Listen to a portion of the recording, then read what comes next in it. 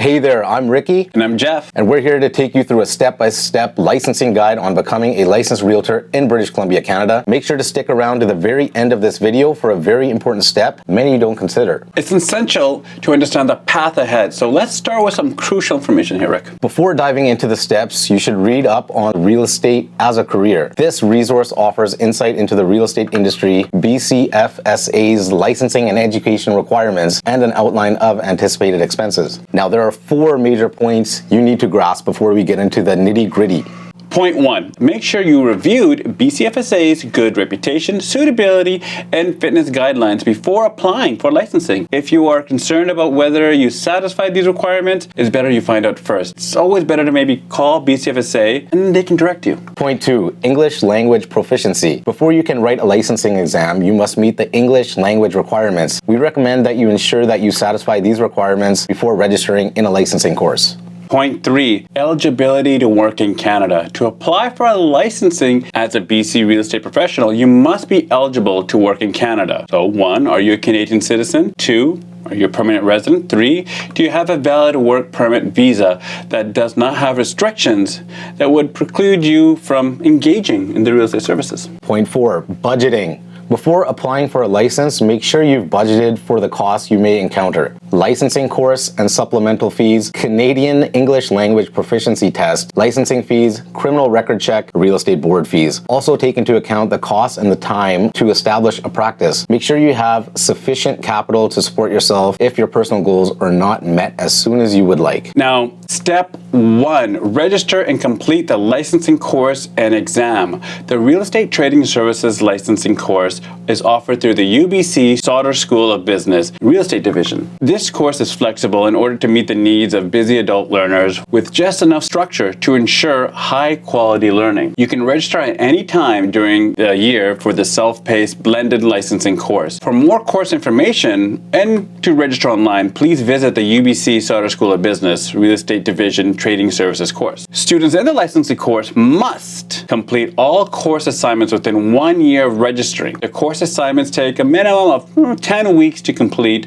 Most individuals complete the course and exam within 6 months, based on completing 1 assignment a week and usually spending 10 to 12 hours per assignment. And just to touch on the assignments part of that, at the most, you can hand in 2 assignments per week. Now, also, you have to obtain a minimum grade of 70% in order to pass the licensing exam. The course covers a variety of real estate, legal, valuations, and trading service topics. The following student support services are included in the course tuition fee, such as tutorial assistance from course specialists through a toll-free number and email, and online course resources containing course updates, study materials, schedules, discussion forums, and tutorial information. If you feel that you have previous education or experience that would exempt you from either the licensing course or examination, please review the BCFSA's Education Exemption Guidelines. For more course information, you may also visit the UBC Sauder School of Business Real Estate Division's webpage. Now, step 2. Talk to brokerages.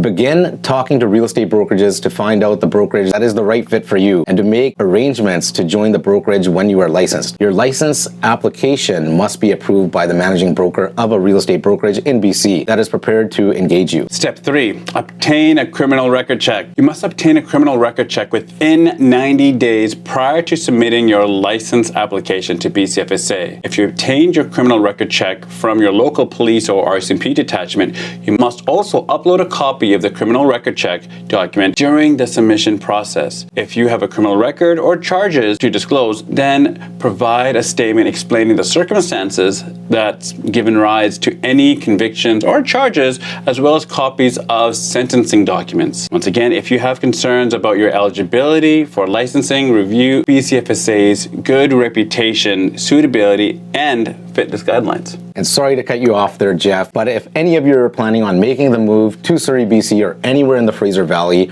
or Metro Vancouver area, don't forget to give us a call. The number will be in the description. We absolutely love getting reach outs from all of you, so please keep them coming, and make sure to call, text, or email us if you are planning on making the move out here or around the area. And I say it every single episode. You guys already know what I'm about to say here. All you have to do is drop a comment in the comment section after subscribing to our channel and write the words I have subscribed, and I will send you out an absolutely free JC Homes hoodie, just like the one I have on here. Now back into the video, Jeff. Step number 4, register for the Applied Practice course. You may choose to take either the residential or commercial version of the Applied Practice course. It's a blended course consisting of 4 components delivered online and in the classroom. The Applied Practice course builds on the technical knowledge provided in the real estate licensing course, giving you opportunities to practice the skills you'll need the most as a real estate professional. You must complete the required pre-licensing components of the course before your license can be issued. You will have up to 6 months to complete the final components of the course while working at your brokerage. You must complete all components of the Applied Practice course within the prescribed time limits, or your license will be terminated.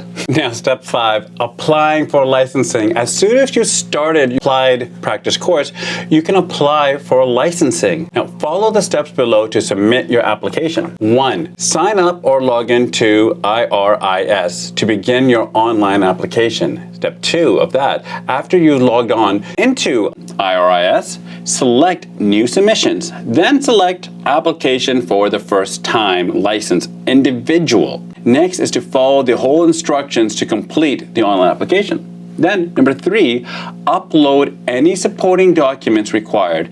The following documents is required by all first-time applicants. 1 is a copy of a piece of valid government-issued photo identification and a criminal record check within the 90 days preceding your submission. You'll also need supporting documentations if you're on a work permit or on a permanent resident. Now, you will need to support your answers to questions in the suitability section of the application. Also, have your first-time application reviewed and approved by your intended managing broker. Once you've completed the online application, and you and your intended managing broker will have received an email prompting the managing broker to approve the application in IRIS to review and approve.